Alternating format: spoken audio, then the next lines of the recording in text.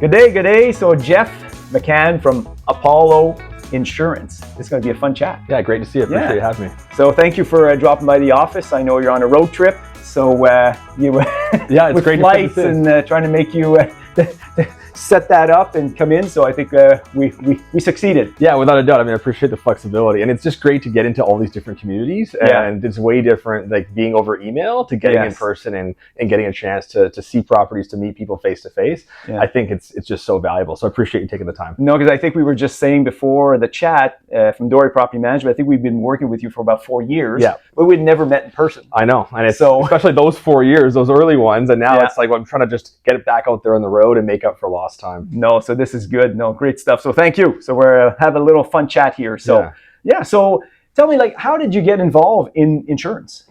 You know, I never really thought about it when I was, say, in university. Yeah. And it's an interesting kind of area because it's such a big industry, but it doesn't really have that brand or cachet. And when I was in business school, everything was like, go be an accountant or a consultant, maybe go into banking. Like that was all the narrative that was around the courses or the types of people that were coming to campus to visit. So I came out of school as an accountant, and I went to Price Waterhouse, and it's like sounded like, okay, like you got a good corporate job. Certainly never thought I'd be an entrepreneur. And then this, I was looking at, I'm like, my personality is just not suited for accounting. And it's funny because now people are like, obviously, and it's like, no, like, and of course, makes your family proud, and you've got this good brand, and Price Waterhouse is a great company. Yes. Fantastic trading, place to grow and learn. Yeah. And then somebody was like, hey, you should meet this other gentleman. He's got a job opening. Because I was looking at, well, what do I do next? Maybe should I go to law school, or, what should I pursue as accounting was going?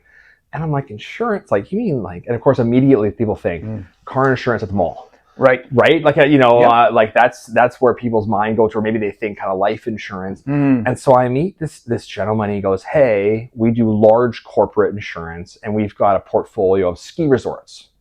Ski resorts. Interesting. And I had grown up skiing, and I worked at a resort in British Columbia for a while, like when I was through high school.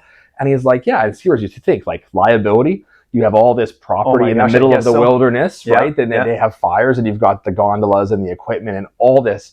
And I'm like, I could never have believed or thought about, like this is what an industry. Yeah. And the numbers are huge. And, they're teaching me how global insurance to manage all these different risks, because it's really, ski resorts especially is a pretty specialized and challenging thing. I would suspect so. So like, that's how I cut my teeth on insurance. And I never would have imagined. And of course I go home and say, hey, I'm going to quit accounting and then go into insurance. And people are like, are you, are you serious? Yeah, that's right. Are you like, but it actually is this great industry. And so that was how I got into insurance. Was I ran this ski resort insurance program out of Western Canada, and I would drive around visiting the resorts, and we would work on their risk management. That is so interesting. And their insurance placements. Good for you.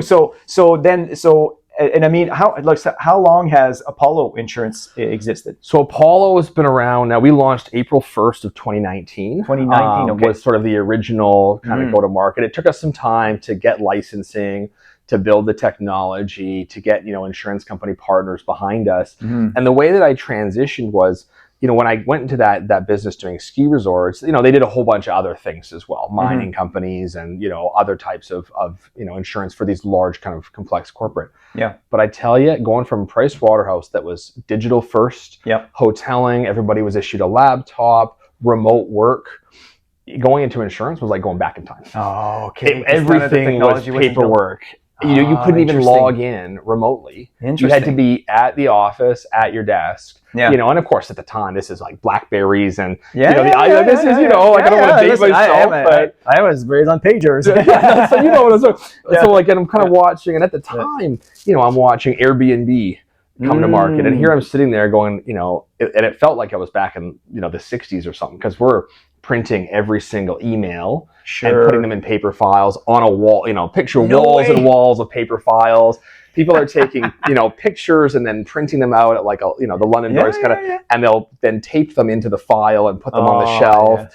And so, although there was all doesn't sound so foreign to me because we've done stuff like that. Just so you know. Well, that's it. I think there's a lot of industries that are. That's the way we work. It's the way you trade. And I mean, I still I bought something the other day, and they had the 3-layer, the carbon paper, the 3-layer card. It's like you had the pink, the white, and and it's like that's how a lot of industries. And so coming into insurance, and interestingly, as we chat more into property management and that, this industry is going through a similar life cycle. So I was kind of watching Airbnb, I was watching banking go from like tellers to bank machines to mobile app, online banking. So I was watching these kind of innovation life cycles happen in other spaces. And I'm kind of sitting there in the insurance industry like, this is a great business. It's important. There's a lot of value in insurance. But everybody needs it. Everyone needs it. If you own something, you need it. But holy smokes, are we old-fashioned? Yeah.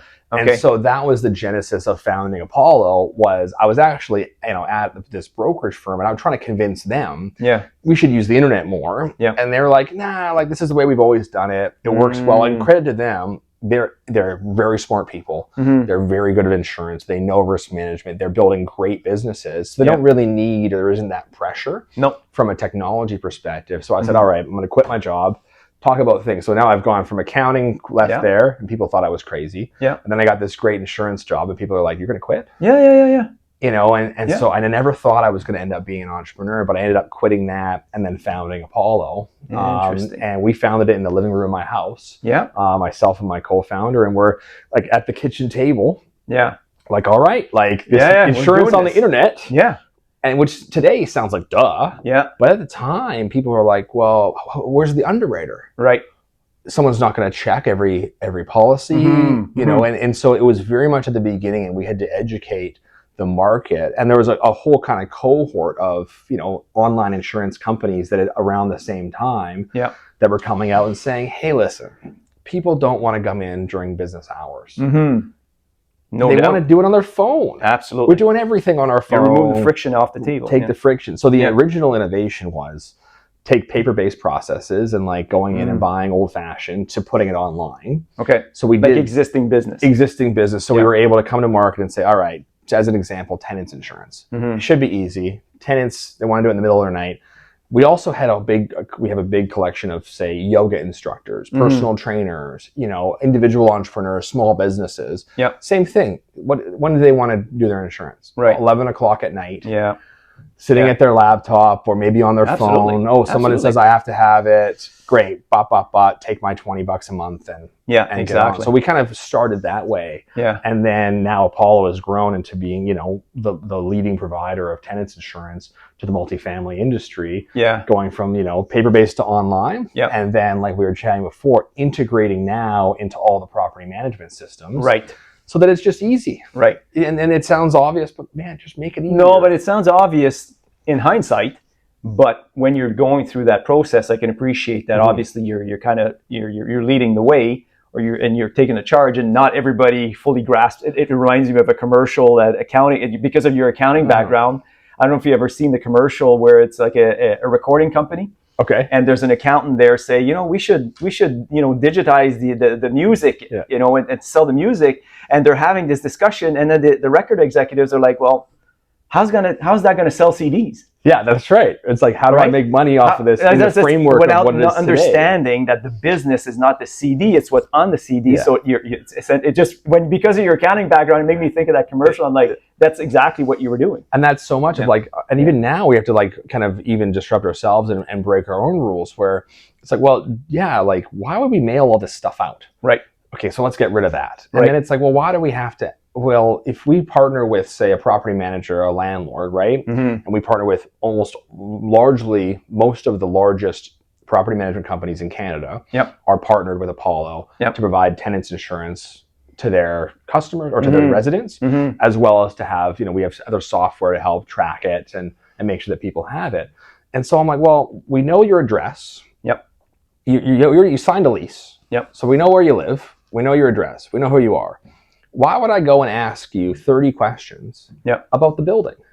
I know everything about that building. That's right. And it sounds like a simple concept, but if you go even to a lot of the online companies... It's simple, but it's not that simple, because we're on the receiving end of that. So I can appreciate the friction aspect. So sorry, I don't want to cut you off there, but I want to highlight that what you just pointed out there is a big step removing a big just taking out all that friction, where I still see even people that are going from paper to online, they're still asking, how old is your building?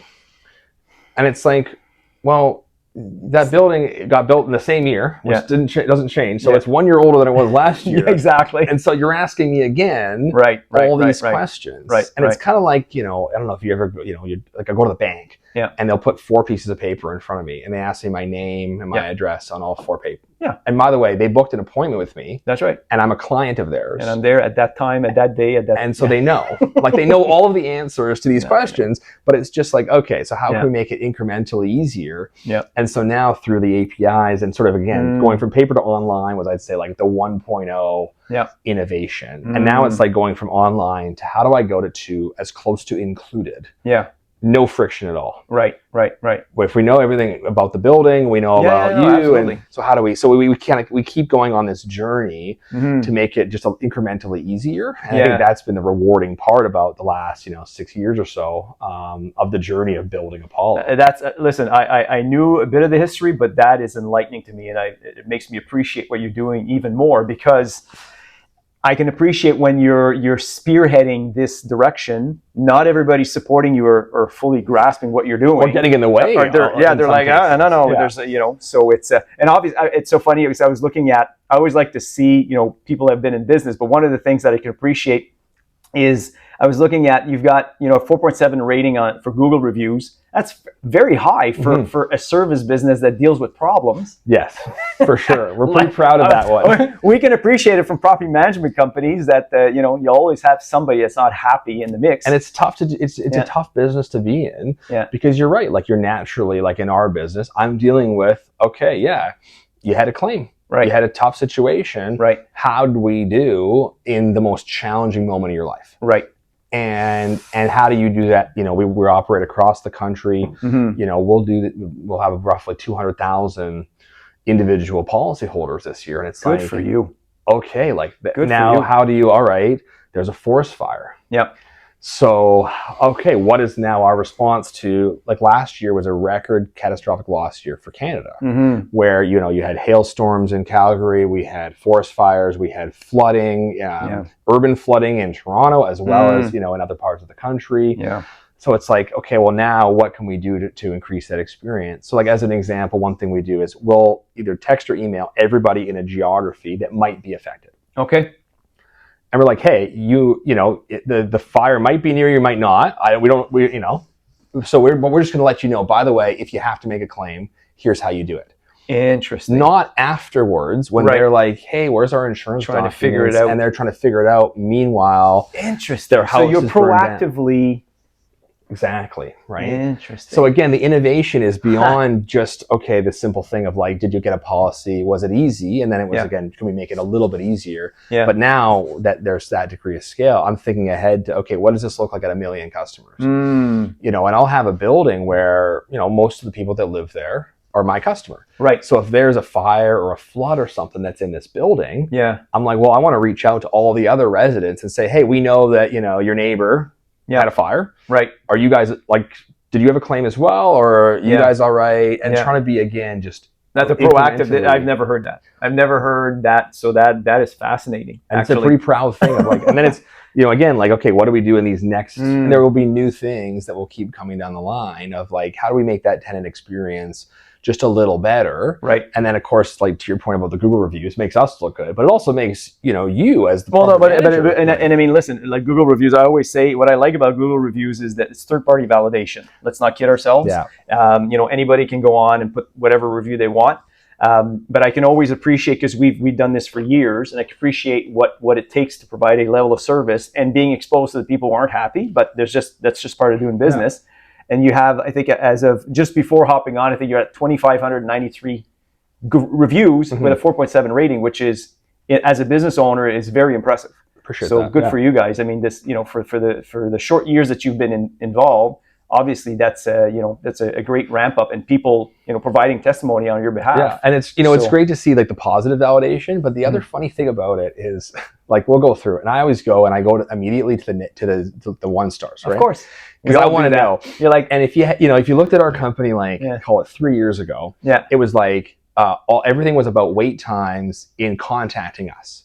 Wait, okay. So you call in and you're like, you want to talk to somebody. Yeah. It was like, so then, okay. But it's fun to actually go and then solve that problem. Right. Where now if you look, you wouldn't see anybody complaining because now it's like we answer a certain percentage of our calls in under 60 seconds. It's like 90% plus of our calls. Wow. Under 60 seconds. Yeah. We've been using artificial intelligence in our chat bot, in our training, so it's like, okay, we've really gotten now so good at that. Yes.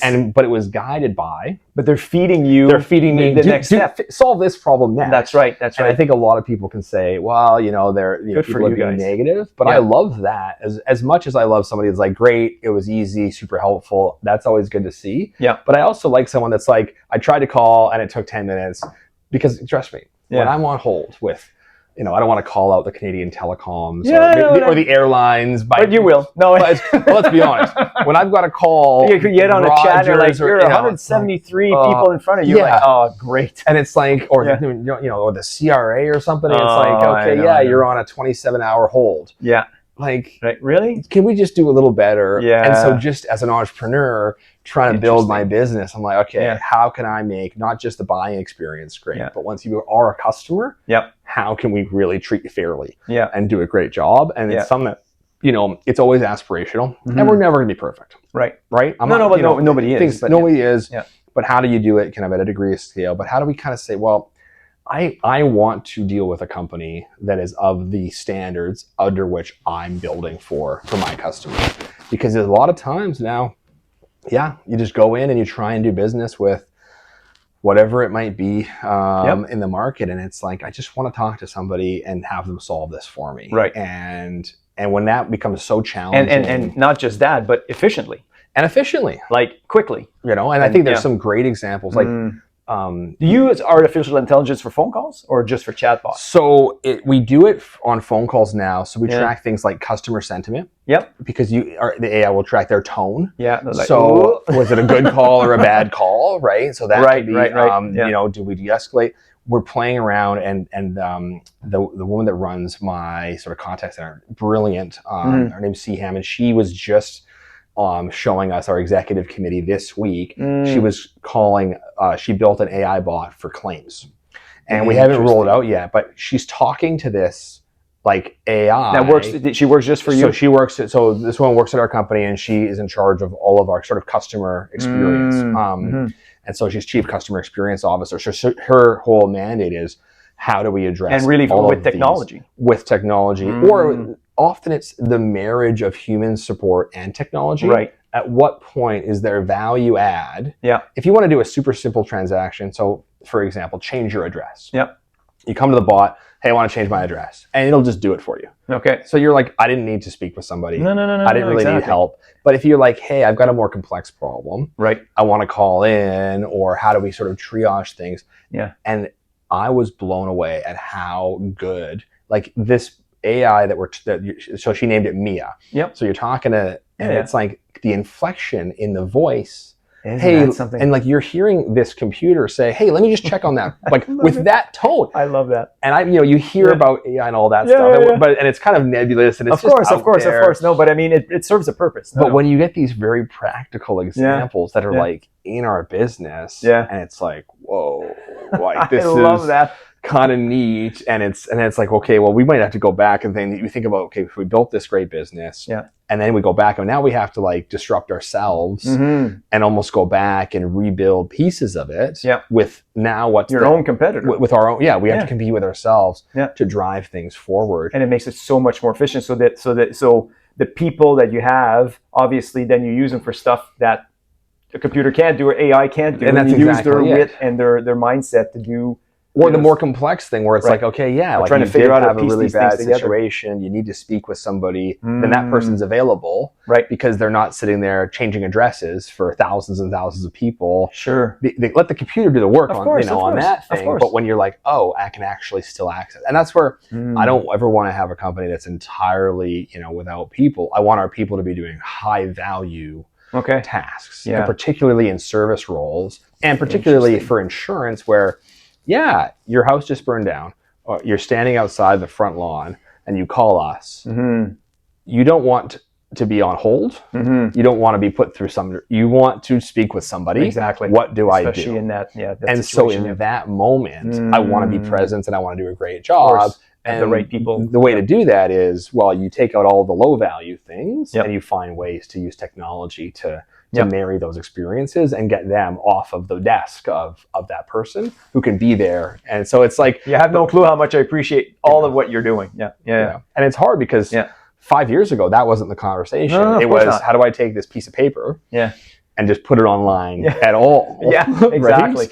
And then now it's like, okay, well, like this is going to go quickly here. And even though a lot of the rest of the industry is still, the insurance industry that is still behind, but I think a lot about your industry and about, okay, well, the same thing that happened with Airbnb or banking or insurance in my case, now I'm seeing property management go through, all right, we're taking leasing processes and putting them online.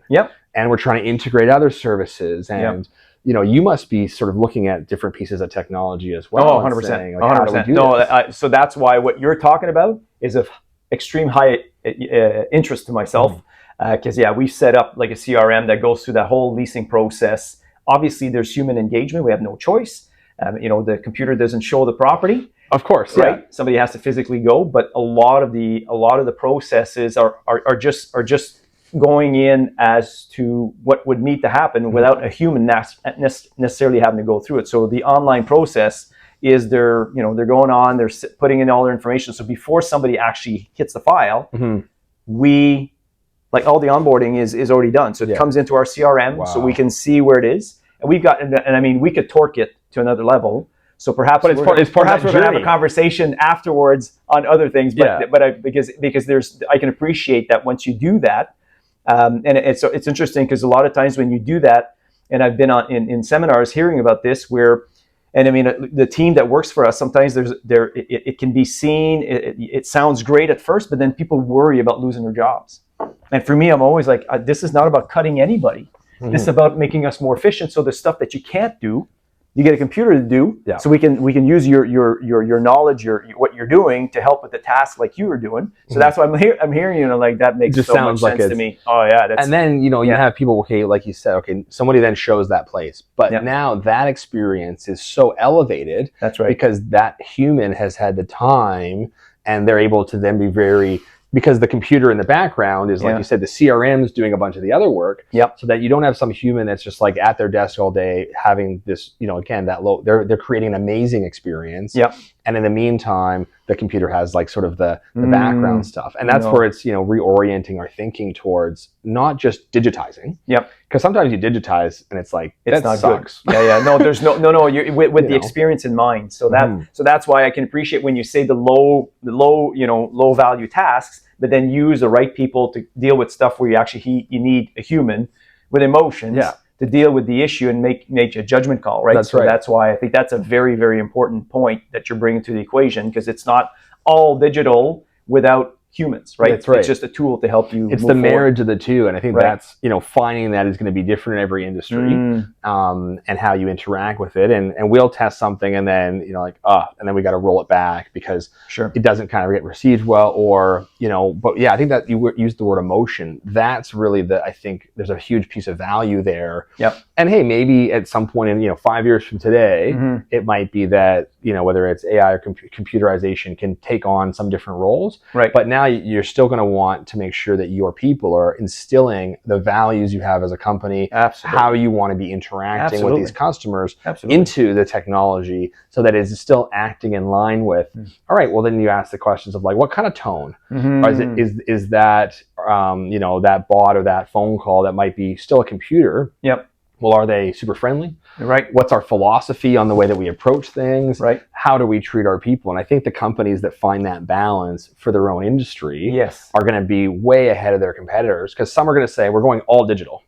And then their customers, whether it's residents or otherwise, are going to be like, this sucks. I don't know exactly. I know I'm interacting with a machine, which is no good. Which is no good. So then if that machine's being trained by humans that are instilling the workflows, the empathy, the additional ways to offboard into a different experience, I think then they're going to really win. So it's not just about, we use AI or we have digitization, like is that in fact adding value to the process? And just the human experience as well, right? That's right. Just to go through that. That's fascinating. I didn't know we were going there, but that is amazing. I mean, I'm happy that I didn't know I was going there either. No, that's good. Like 7 years ago, I was obviously, I'm listening to this. I'm genuinely, this is a very high interest to me. So, well, and there must be so many, I've seen this in property management, but you must have a tough time evaluating a lot of the systems that are out there because there's so many CRMs and, you went custom. Interesting. Yeah. That must have been a journey for you. It still is. But no, it's custom in a sense that we could never find. There's not an out of the box system that actually, allows you to do all the processes that you want. So it's customized. Yeah. There's several other levels to this that we can bring to the table. So that's why I find it highly interesting what you're bringing to the table. Yeah. So, and it's interesting because it leads me into, like, I want you to be able to also maybe highlight to everybody listening, like what problems are you solving for landlords and tenants with your service? I mean, you've alluded to it right now. I'll share what, like, for us, how doing business with you and your company have changed in it. We were just discussing this was where the challenge that we were having initially is if we would rent the property, we clearly would want to make sure that the tenant has tenant insurance before they pay their first last month's rent, that they before handing over the keys. We want to make sure they have insurance. And a lot of times it became a task in of its own, and we had to assign somebody to just make sure that, oh my gosh, okay, because a lot of times people, oh yeah, okay, I switched to utility, I sent you the deposit, I need the key. No, you need tenant insurance. Well, how do I get that? Because sometimes you have people who don't know, have never done this before, whichever. And when you came on the scene and our team highlighted that, some of it. So what we ended up doing is that in the preparing of the move-in, we embedded the request for insurance as part of the program. So that way it goes through, all the check marks go through, but we're not asking for it. It's part of our process. So when we were saying we automated certain things through our CRM that's custom, we've embedded the insurance requirement that links directly to your system so that they don't have to go and Google another address or talk to their supplier or whichever. We've embedded it in our system. So your link is embedded in our process, and then they go in and we get confirmation that they have insurance. We're happy. And I believe, and you correct me if I'm wrong, but I believe that even if they cancel, we get notified. That's right. Right, which is a big plus because that we wouldn't have known in the past. Yeah. So if a tenant would give us an insurance certificate to move in, they could cancel it the next day. We would be none the wiser. We have no visibility. We have no clue. Yeah. Whereas with you, when they go in, we at least know that if they, for whatever reason, didn't pay whichever, they canceled, then we're alerted and we can try to remedy that situation. So for us, that was a big plus. But I'm sure there's other things other problems you're solving for landlords and tenants. So well, that's exactly. Yeah. I mean, we kind of look at the two stakeholder groups and look at your relationship and say, well, how can we be helpful to both, right? And so to the tenant, like you said, it's like, I don't know where to get insurance. Yep. And they're like, okay, I got to move. I got to get furniture. I got to get a moving company. I got to find a place to live. I got to find a place that's in a reasonable budget for me. So they're going through all this stuff in their life. Right. The last thing they're thinking about is, okay, I need insurance.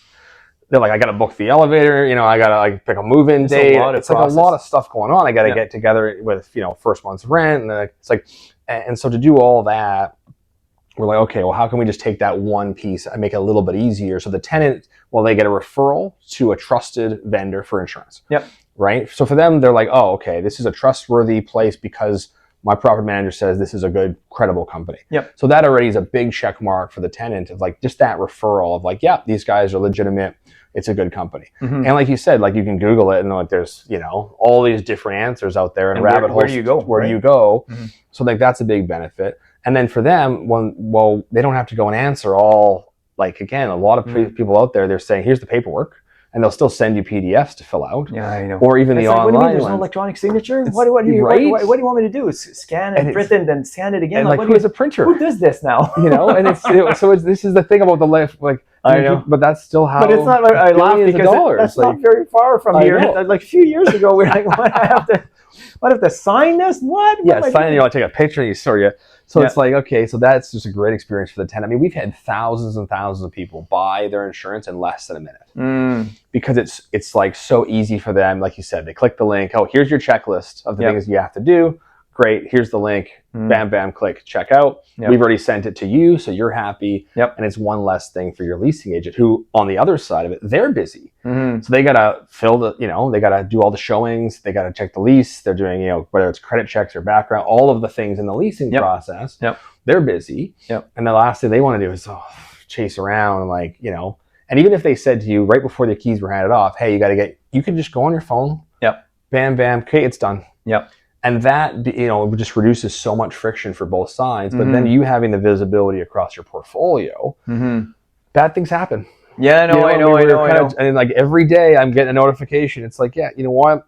Like somebody, whether it's a candle and, they knock it over, it hits the curtains and there's a fire. We have cooking fires all the time. And it's just, there's bad luck. So for property management companies to use Apollo as a partnership, well, now we're helping making sure that when bad things happen and it's, tenant causes a fire, they cause a flood, whatever, we're going to make sure that we're going to, help rectify that for the landlord and pay for that damage.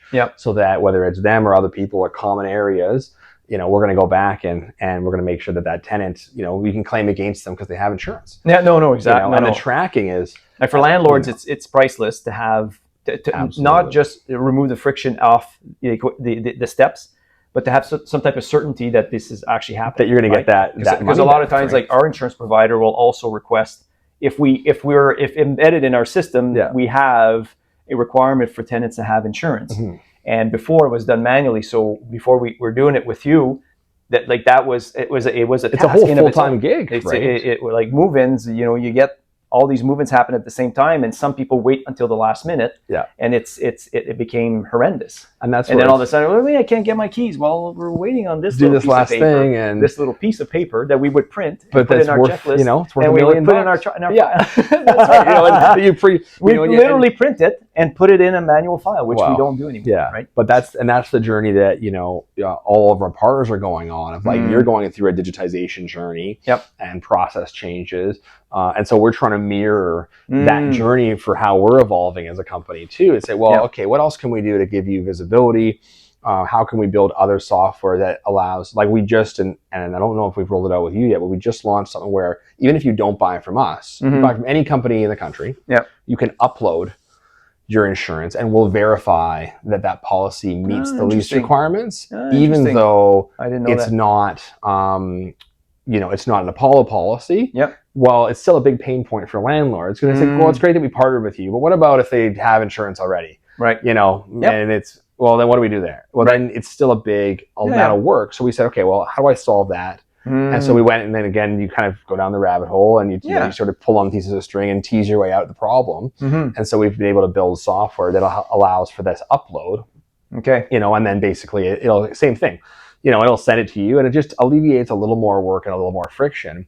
And that has been a big pain point for landlords, because you say, well, it's great that you get Apollo, but they had a policy from their alumni or whatever their thing is. Well, and so it's just, again, working together and communicating with our partners to learn, like, all right, what's the journey you're going on?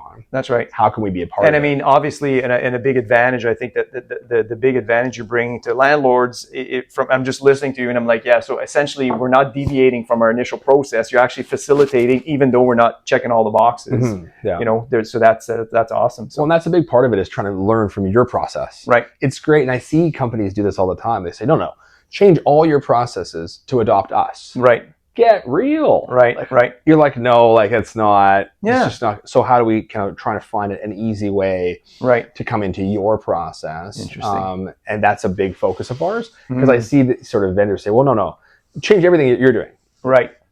I know. I'll just put that on my old to-do list, right? I get it. For the privilege of serving some tool. I know. Work, right? I know. No, but the adaptability, I mean, obviously, is having the understanding that your process can be embedded. I mean, that's what we did. We just embedded the process. So for us, it just facilitated what we were already doing. Kick through, and that's right. It just sort of seamlessly flows into your process. And now, I mean, we work with most of the largest landlords in the country, and we're kind of really proud of that. Right. That they've chosen us to be the preferred vendor and be able to kind of go to market with these different styles of integration that just again make it easier for you and then make it easier for the tenant. No, and in that vein also, I mean, I think we're all in agreement that the macro trend seems to favor more renters down the road. Is that what you're seeing now? Because I see, I'm looking at what you're doing, and I'm like, there seems to be a heavy push to facilitate that process.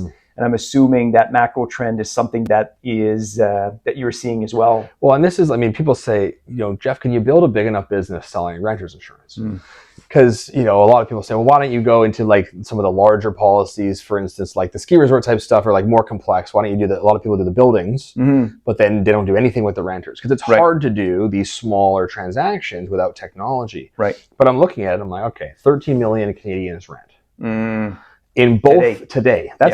Both election platforms were all about multifamily housing. We're going to build housing. They're not going to go build row houses. No, it's going to be high-rise, purpose-built planned communities. And you've seen some great recent examples, like the Well in Toronto is a great example. 4 or 5 residential towers, office tower, mall, banking, restaurants, bar, fitness, all in one big city block. And you're seeing some of these like plans that are getting approved by city councils, super high density, purpose-built rental, and then it's built as a community. Right. And the community part is really neat where it's like, well, you can have, basically a community center and fitness, very high valued amenities, but then you also have some restaurants or it's adjacent to a mall, transit. All within, you just walk. It's all, you just walk. There's no cars. That's right. So it changes the concept of like, well, you have housing here in the suburbs, and then you go to like the city where you have, business or commercial. The marriage of the two is what I'm seeing. And so I look at my business and I'm like, I think people are going to rent. They're going to rent for longer. Housing affordability is not going to change anytime soon. We're still going to have, an era of low interest rates, which is going to, inflate housing prices. So there's going to be an affordability. Like even if you can get a mortgage at a low rate, buying in a place for $1 million is still going to be out of reach, for a lot of people. And so, unfortunately, but rental housing, then it's like, okay, well, how do we, and I think the flexibility of renting is great because people, as they change their economic circumstances, or maybe they want to change geography, you see how many people are moving to Calgary or moving to Toronto or it's new immigration into Canada, all these different factors. Well, you might land somewhere and then you want to move. And if you're renting, well, then you have that flexibility. And maybe you need, as you have a family, you can change your circumstances. And so, it's tough that homeownership was going to be, out of the reach for most people. But the reality is, well, how do we create a great renting experience? And that doesn't mean just technology, but everything that you're doing to serve your communities. And we're seeing, more and more, okay, well, insurance is one small piece of it for me. But I think we could, we're going to easily have 1 million customers, insurance customers at Apollo. And I think that the macro trends really are going to track, at least for whatever platform comes around from a government, housing perspective. Again, it's not going to be suburban, white picket fence. They're not going to want that. It's all density and it's all transit-oriented density, and it's and a lot of it. The narrative is purpose-built rentals, which is the business that that we're in. We're in development. We're developing some of these buildings. I've been involved in rental properties for 25 years. I'm also a licensed commercial realtor, so I help people buy and sell, and multi-residential assets as well as investment properties. So we're definitely there's definitely an understanding, whether we agree with it or not, that's where it's going. So I think that that's just the nature of where the economy is at this point and where we're at in the cycle. So when we think about it, and I think you're seeing some of the stats around condo sales and other things, but half of all condos are owned by investors. No, and they're rentals. No, exactly. And they're rentals. So even though it's not necessarily purpose built, things are still trending towards that. And it's like I think about. And people have just sort of resigned to the fact. But even if you're on a 30-year or 40-year mortgage, you're basically just renting from the bank for 40 years. In many cases. When you look at and you get all the problems from owning Yeah, so you get all the problems from owning, but you don't have the benefits. And you can't just move because you got to sell them. And because you got to get out of it. And so like, and not to one way or the other, but it's just, so I think, okay, how we're positioned. And that's why I love the multifamily industry. And we've invested so much building Apollo, as an adjacency to your business and to these large landlords. And you know what? Yeah, there's bad actors in every story, but for the most part, there are just great people in this industry, no doubt, and that's what that's been my experience. Great. You hear the bad apples, a little one here and there, they make the news, unfortunately, here and there, and make either landlords or tenants. But a lot of times, people, tenants, and I'm like, well, yes, there's a risk, but my experience is that it's a needle in a haystack. Yes, you'll have problems, and people perhaps may not treat the property the way that you would like to treat it, but they pay their rent, are they respectful, are they using it in a way that is normal? Then that's what it is. And most people just want a place to live, and they want fairness, and and they want to be part of a community. And I think being able to create that and be, for us, a small part of that, but to work with such great people that are operating these assets, dealing with tenants, working day in and day out. Like I was just visiting a community here in Ottawa, and like they're talking about the events they do, and they've got kids programs, and they have camps, and they have cool. facilities, and they have. I'm like, this is so cool. Like I would want to grow up here. And you can see kids riding their bikes around the streets, and like, this is a really neat thing. And, they're just, you can tell that they really care. Right. And by and large, that's the experience I've seen just working in this industry. And it's just been great. And even, watching some of your episodes and the different people that you've brought on, like everyone's like, hey, how do we make this a bit better? Yep. No, and absolutely. That's a cool mission for everyone to kind of get on board with. Yeah. And everybody's trying, and I think everybody, is recognizing the trends. And what's happening, and obviously, we're entrepreneurs, so we're trying to, make that trend. We're not trying to necessarily change the trend. We're on it, saying this is where it is. How can we service it in a way where, and obviously, you're paying it. You've removed a lot of pain points, I believe, in that process. So kudos to you guys. So, well, just in the small way that we can. Yeah, no, it's good. Yeah. And just anybody listening to this, the importance of insurance. I don't think that we need to highlight it for landlords. I think landlords, understand, and even if they have a loan or whatever, obviously they own the asset, they have to have insurance. But I think where there's a lack of understanding per se on the importance of insurance lies with the tenant, where they're like, hey, why do I need insurance? Yeah, what do I need it for? And that's education is really important. And we've been trying to think about being a little more maybe fun and clever in the marketing aspect of the education, where like there's kind of two main reasons I see to have a tenant insurance policy. Yeah, okay, you could do something bad in your landlord, right? But really it's one, you got more stuff than you think. Right. Because people look around their apartment, they're like, wait, I don't know much. But it's like, well, by the time you had to go out, buy a new couch, buy a new bed, this, you think it's just replacing your t-shirts and your clothes. Like it adds up. Yeah. And, to a lot of folks, it's like, well, like times are tough, whether it's economic times or otherwise, it's like, but to go out and try and start from zero is just impossible. Yeah. And you know what? People are living paycheck to paycheck. That's a reality. But the reality of trying to put up $10,000, $15,000, $20,000 to start again, is just like, that's the difference between really right on the edge there. And so we think about that. It doesn't have, I don't own watches and fancy things. No, but it's like just to go buy a new couch. Yep. And insurance pays, or at least our insurance pays, a replacement cost. Okay. So we'll buy you a new couch. Yeah. We're not going to try to find a couch that's 5 years old. No, we're going to buy you a new couch. Right. And so you have to insure it to the value of going out today. And with inflation and this tariff stuff, and you want to go buy a new couch, well, it's expensive. Yeah. And even if so all that stuff, it's such a good. You own more stuff than you think. Yeah. Is a message we're really trying to get out to tenants. And the other one that's so valuable about tenants insurance is we'll pay to put you up in a hotel. Okay. So even if something happens, your neighbor has a fire, the pipe bursts in the ceiling, whatever it might be, the reality is, well, you got to move out. Yeah. Maybe it's a night, maybe it's a week. Trying to go, where are you going to go? Yeah. And so, okay, something bad happens.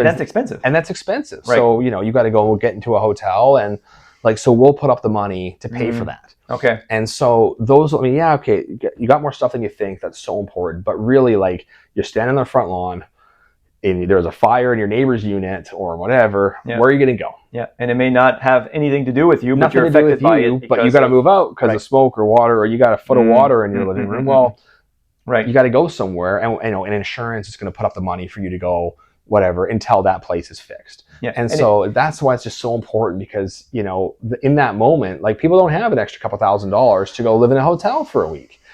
So for what, $20 a month, we're going to pay for that hotel for you whenever that problem ever happens in your life, and it's going to happen, because it does. No, it happens. No, it's unfortunate, but it does. It does. And if ever if the issue is instigated, or whether as a tenant falls asleep and they leave the stove on, whichever. Yeah. I'm assuming, and I don't know the answer to this, but I'm assuming that they have some form of protection, because obviously if they're held liable for it, there may be some repercussions for them if they're not insured. Well, and it could be something that accidents happen. It's an accident, right? And even like, and then you create all of these problems, and next thing you know, if you're not insured, and you're in trouble. And that's right. I mean, so as part of the policy, you usually get $1 million of that liability side. It's harder to convince people that that's important. It's important to landlords, because it's like, that's where you're going to have that help from. Right. But for the tenant, they're like, oh, I'm responsible. Yeah. And I got friends that are lawyers and really smart kids, and they'll text me. They're like, haha, like, almost burned my house down. Yeah. Because of how quick it is, where it's a cooking thing, or you put the wrong thing in the microwave, or you put something, you pot on the stove, you go back down to watch TV, and it's a really good episode, you come back and like the pot's almost melted. Yeah. I've seen that. And like, that's the difference, that's so close to being a huge fire. And and these are people that, of course, they would never think, oh, I'm going to make a mistake like that. Yeah. But it happens kind of happens to the best of us, in that sense, where it's just that quick. Or I saw there was one the other day, and it was just a tea towel on the stove, right? And they left the burner on. Okay. And of course, thing catches on fire.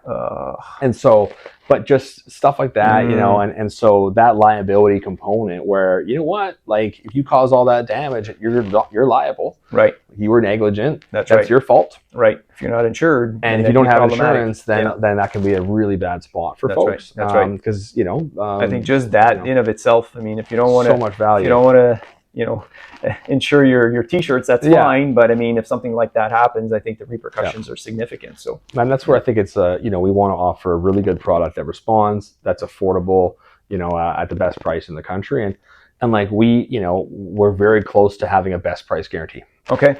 Where I can basically guarantee, because of the AI we're using and the different algorithms, I can basically guarantee the efficiency aspect of, that we're going to have the best price in the country. And then that way, it's like, get the insurance. Right.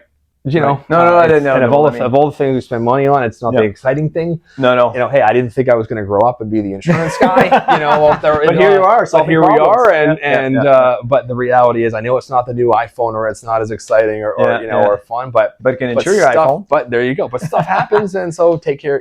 Take care of that. And so, because bad things do happen, it's unfortunate, but in that moment, you want to have that coverage. No, that's great. Hey, Jeff, you've been really, really generous with your time. Thank you for stopping by. If anybody listening to this wants to get more information about what you do, is that a website? What's the best way to? ApolloCover.com. ApolloCover.com, and Mike will put that in the video. Very so anybody looking at it can go in. And folks can reach out to me directly on LinkedIn, or drop me an email. So I'll make sure that the contact info. Yeah, and I mean, obviously, and I mean, this is DORE Property Management. We've been using this service for, I think we were calculating about 4 years. It really helped us. So, I mean, obviously, we highly recommend you, and we're happy to be able to highlight that for you. It's been a great partnership and a great conversation today. Appreciate it. Thanks, Jeff. Cheers. Thanks.